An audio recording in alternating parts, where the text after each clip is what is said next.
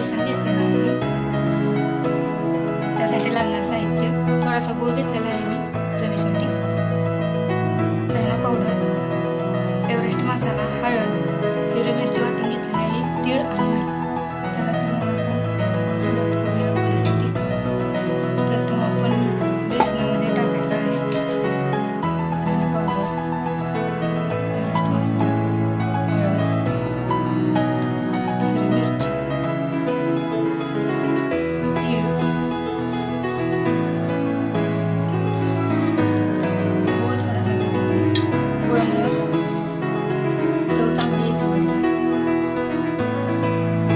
मीठ चवीनुसार. हे मिश्रण आपण एकत्र करून घ्यायचं आहे.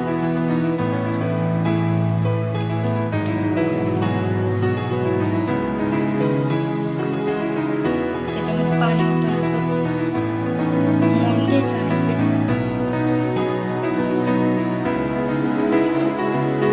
तर आपलं हे पीठ असं मळून झालेलं आहे.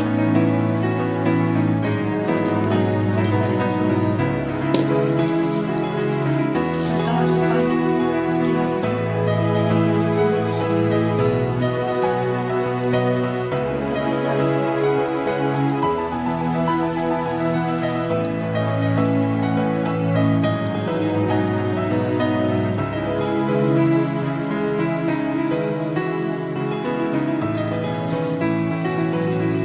त्यानंतर असं दुसरं पाणी टाकायचं. बंद केलं. दुसऱ्या पाण्याला हे असं पीठ लावून घ्यायचं आहे.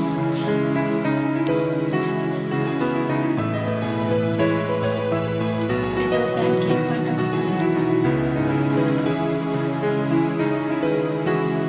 त्याला हे असं पीठ लावून घ्यायचं आहे.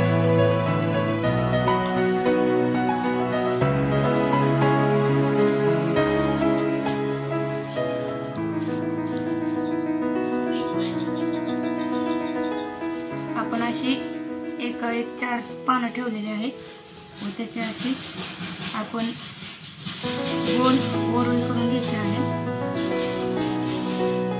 व ही वडी चाळण घेतलेली आहे. त्याला तेल लावून त्याच्यावरती ही वडी अशी ठेवायची. व अशा प्रकारे आपली वडी तयार झालेली आहे. आपण ह्याला आता उकळायला ठेवायचं आहे. त्याच्यावरती झाकण ठेवून पातेल्यात पाणी ओतून वडी आपण उकळत ठेवूया. तर तुम्ही बघू शकता आपली वडी उकडलेली आहे. ती आता आपण अशी बारीक कापून घ्यायची आहे.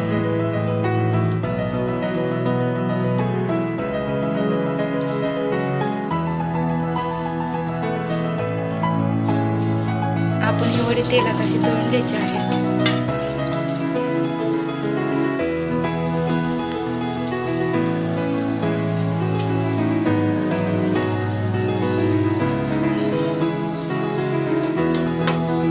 तर आपली अशी वडी मस्त लालसर अशी भाजून घ्यायची.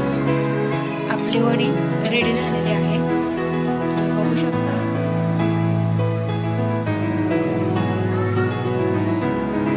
छान अशी वडी आपली तयार झालेली आहे. खायला खूप खुसखुशीत व खमंग अशी वडी. तुम्हाला ही वडी आवडल्यास लाईक करा, शेअर करा आणि बेल आयकॉन बटन दाबायला विसरू नका. तोपर्यंत